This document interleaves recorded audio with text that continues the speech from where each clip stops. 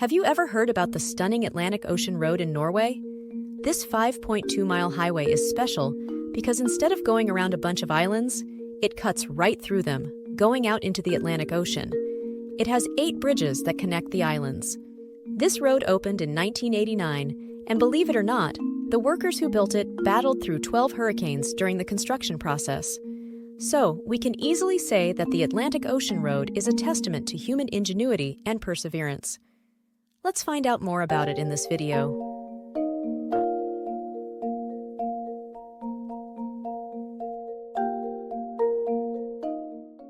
Ever fantasize about being James Bond? I don't know about you, but I did, for his elegance, sharp black suits, Aston Martins, and sleek action. These movies definitely make you want to be a bit more Bond-like. There is a reason I bring that up, though, as this road is actually featured in the Bond film No Time to Die, which is reportedly the last movie of Daniel Craig as James Bond.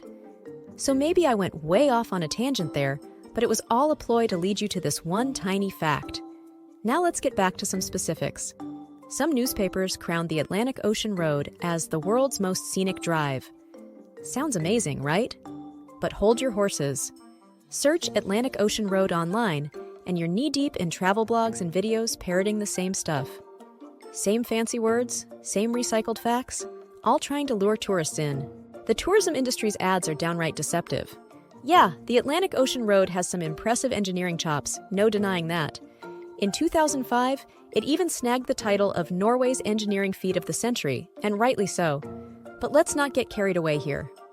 Sure, from a drone shot, the road might seem spectacular. But let's cut through the bullshit, shall we? These drone footages, like you are seeing right now, would have you believe that this road is a thrilling roller coaster ride with twisty, high-arched bridges that'll get your heart racing. Well, I hate to burst your bubble, but there's only one measly twisty bridge in a 5.2-mile stretch. And there's nothing to write home about but a gray concrete bridge with a single twisty ramp. And don't even get me started on the other bridges. They're about as exciting as watching paint dry. The whole road only takes about 12 to 15 minutes to drive, unless you hit traffic or decide to stop at one of the scenic pull-offs along the way. So, forgive me if I'm a bit skeptical when folks start throwing around phrases like, the world's most scenic drive. There are plenty of other routes in Norway, like Helgeland and Lofoten, which offer way more bang for your buck in terms of jaw-dropping views. I searched a bunch of tourist sites for reviews, and guess what? It turns out I'm not alone in thinking this road is overhyped. I mean, I was starting to doubt myself, questioning if maybe I was just being too critical. But nope, it turns out plenty of others feel the same way. And who can blame them? When the hype doesn't match up with reality, it's hard not to feel a bit skeptical. So here are some screenshots of compiled reviews from various travel websites, and to protect reviewers' privacy, we have blurred their identity and names of websites. Atlantic Road looks more impressive on the internet than in reality. It's just a modern highway. It's a nice structure, but there are tons like this throughout the world, so it's totally overrated. The road is a bit of an anticlimax. There is the loopy bridge that you see in all the photos, plus another rather vanilla bridge. Everything else seems like average country roads. Perhaps on a different day we might have been impressed, but overall, the Atlantic Road was a letdown. There is really only one impressive bridge, and that's the one in all the photos. I think you have an idea of what I'm trying to say. It seems a common theme emerges from these reviews. The Atlantic Road is considered overhyped. Reviewers often mention that there's only one particularly exciting bridge and that the rest of the road is fairly ordinary. At first, I wondered if the travel websites I saw were biased. To be sure, I checked reviews on other websites. It turns out that the sentiment is consistent. Travelers are even criticizing the use of drone shots and photos that make the road look more impressive than it actually is. Way overrated and definitely not worth the trip. The bridge looks cool on film, from the right drone angle in the right weather. In person, you're asking yourself if that's the same bridge. Hi, I grew up there. Have to agree that the road itself is more photogenic from a drone perspective than when you are on it. Not far away, however, you find some nice undersea tunnels and more cool bridges. This road has earned its reputation for danger, and let me tell you, it's well-deserved. Picture this.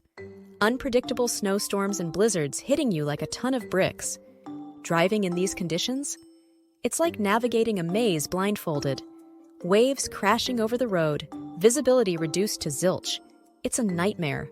And let me not forget to mention the winds.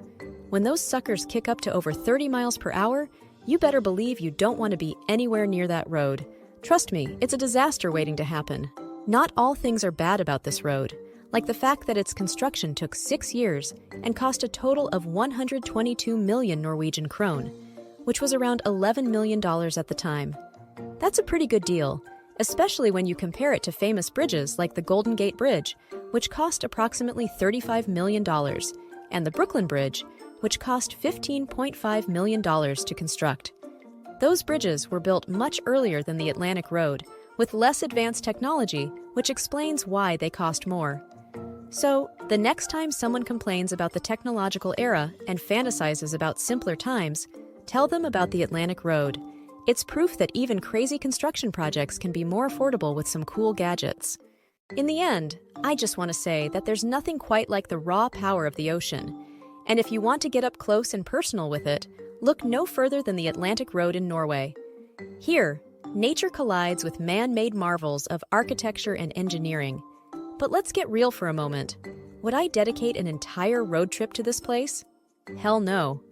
Sure, the scenery might be decent, but let's not kid ourselves. There are far more breathtaking drives in Norway, let alone the world.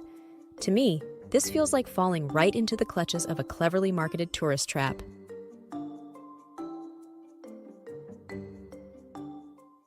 Don't forget to like, share, and subscribe for more travel inspiration.